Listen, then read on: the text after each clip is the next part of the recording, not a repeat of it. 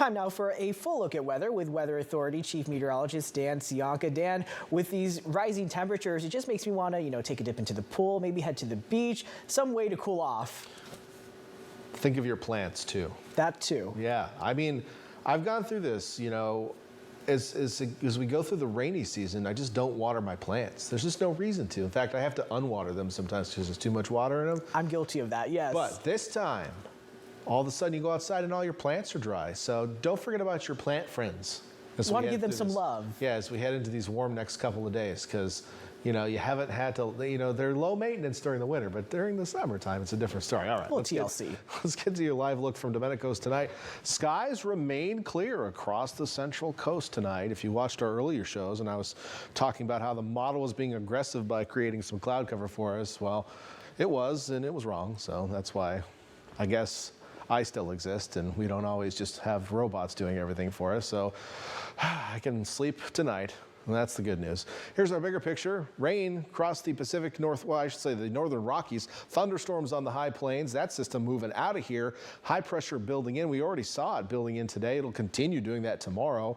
So tomorrow will be warmer. Mountaintop temperatures rising anywhere from 3 to 6 degrees tomorrow. We'll see some of that warming all the way down to the surface. It's going to percolate all the way down.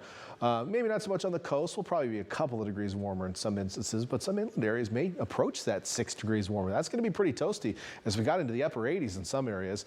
Now a little trough moves by this weekend. That will cool us back down a couple of degrees.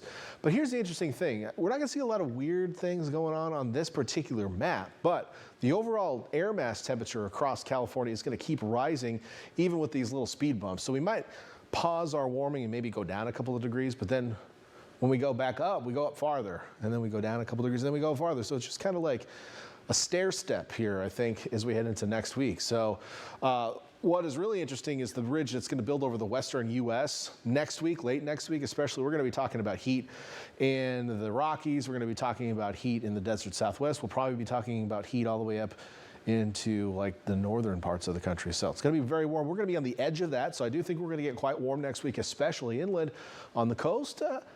TBD, right? We're going to see. The models are showing very warm temperatures on the coast next week, but I'm still seeing the pattern showing onshore flow. And it's just hard. Without offshore flow, it's just hard to get that warm on the coast. So we're going to put a little asterisk on our 7-day forecast in a moment when I show you that. Future track, as I mentioned, aggressive with the low clouds, but we'll probably see a few of them. Patchy fog possible overnight, but we're not going to wake up to full overcast or anything. So watch out for reduced visibility on your way out the door tomorrow. Once the sun comes up tomorrow, mixes out those low clouds, it'll be sunny for the rest of the day. Model is showing a few low clouds near the coast, and I suppose that's possible. There's a slightly higher moisture content coming in that northwest flow, but not a lot. So, I mean, we were pretty sunny throughout the day today. I really expect that tomorrow as well.